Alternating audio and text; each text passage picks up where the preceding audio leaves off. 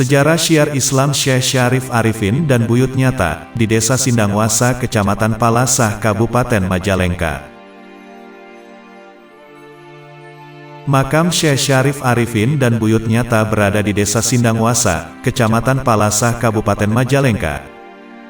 Untuk berziarah ke makam Syekh Syarif Arifin tidak boleh membawa kamera, begitu juga tata berziarahnya untuk laki-laki hanya boleh memakai pakaian yang baik, bersarung dan berkopiah, sedangkan untuk perempuan menggunakan kebaya. Syekh Syarif Arifin adalah adik dari Syekh Syarif Hidayatullah atau Sunan Gunung Jati Cirebon. Beliau sebenarnya seorang anak raja yaitu Sultan Sulaiman dari Baghdad, Irak. Kedatangan Syekh Syarif Arifin ke Pulau Jawa untuk bertemu dengan kakaknya yaitu Syarif Hidayatullah. Lalu beliau mendirikan pesantren dan menyebarkan agama Islam di Majalengka dan sekitarnya. Dan beliau mempunyai seorang sahabat yang bernama Buyut Nyata. Menurut cerita rakyat, dalam rangka menyebarkan agama Islam khususnya dari Cirebon, Syekh Syarif Hidayatullah atau Sunan Gunung Jati berunding dengan uwaknya yaitu Mbah Kuwu Sangkan Cakrabuana Cirebon. Dan atas pemerintahan Kesultanan Cirebon, Syekh Syarif Arifin ditugaskan untuk menyebarkan agama Islam ke daerah perbatasan Cirebon dan Majalengka. Hingga suatu saat Syekh Syarif Arifin tiba di suatu daerah yang diapit oleh dua buah sungai besar dan sungai kecil. Waktu itu Syekh Syarif Arifin yang masih muda tinggal bersama Buyut Mansur atau Buyut Nyata, dan istrinya Buyut Milah.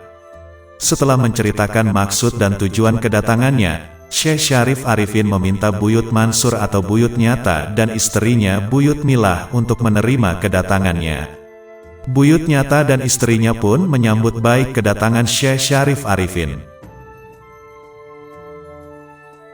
Akhirnya Syekh Syarif Arifin dan Buyut Nyata mendirikan pesantren dan dikenal dengan pesantren Bobojong.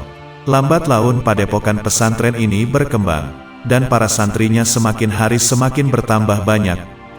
Setelah beliau tinggal di pesantren Bobojong, maka menikahlah Syekh Syarif Arifin dengan Nyimas Siti Munigar, dan dari hasil pernikahannya maka lahirlah seorang anak laki-laki yang diberi nama Ki Waridah atau Kusuma Dipura.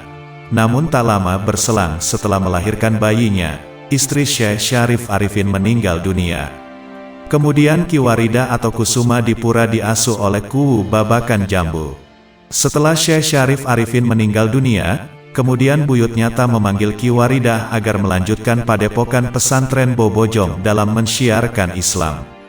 Dari pernikahannya dengan putri Kuwu Babakan Jambu, Ki Waridah dikaruniai 5 anak laki-laki. Dikisahkan, pada suatu hari ketika Buyut Nyata sedang mengadakan pesta perkawinan anaknya yang pertama, diadakanlah pertunjukan wayang kulit semalam suntuk. Acara tersebut dihadiri oleh Syekh Syarif Hidayatullah atau Sunan Gunung Jati dari Cirebon. Saking asyiknya menonton pertunjukan wayang kulit, Syekh Syarif Hidayatullah, Ki Waridah dan Buyut Nyata serta para santrinya kesiangan dalam melaksanakan sholat subuh, lalu mereka mengqadha sholat subuh tersebut. Setelah mengqadha sholat subuh, lalu Ki Waridah mengajak Ki Buyut Nyata dan Syarif Hidayatullah untuk makan. Namun ternyata nasi yang ada hanya tinggal sepiring, maka dibagilah 3 ambengan atau 3 bagian. Dan untuk mengenang peristiwa ini, maka tempat padepokan pesantren Bobojong atas persetujuan bersama diganti menjadi Cisambeng yang diambil dari ucapan ambengan. Selanjutnya atas kesepakatan bersama pula, Cisambeng dibagi menjadi 3 wilayah, yaitu 1. Tanah Kasucen, yaitu wilayah yang merupakan tempat berlangsungnya pementasan wayang kulit, yang mengakibatkan beliau kesiangan sholat subuh. Tanah Kesucen berarti harus disucikan, batasnya dari makam Hulu Daya sampai ujung muara. Dan sejak itu di wilayah tersebut hingga sampai kapan saja, tidak diperbolehkan untuk mengadakan pertunjukan wayang kulit atau wayang golek, dan kesenian lainnya yang gamelannya terbuat dari kuningan dan perunggu.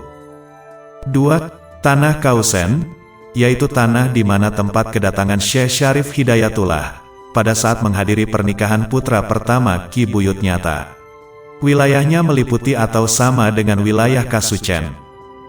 3. Tanah Kabesen, yaitu wilayah yang diperbolehkan mengadakan pertunjukan kesenian yang menggunakan alat perunggu. Batasnya meliputi Makam Hulu Daya sampai Blok Jumat, Tegal, Simpur, dan Koja. Cisambeng pada waktu itu masih merupakan cantilan dari desa Jatiwangi. Kemudian seiring perkembangan zaman dan penduduk, sekitar tahun 1804 Masehi, dimekarkan dengan nama Desa Cisambeng yang dipimpin oleh kepala desa atau kuwu dan dibantu oleh perangkatnya. Dengan segala kerendahan hati, jika ada perbedaan versi mohon dimaafkan, baiknya ini dijadikan bahan rujukan sehingga kita bisa mengambil hikmah dari kisah ini. Semoga informasi ini bermanfaat untuk kita semua.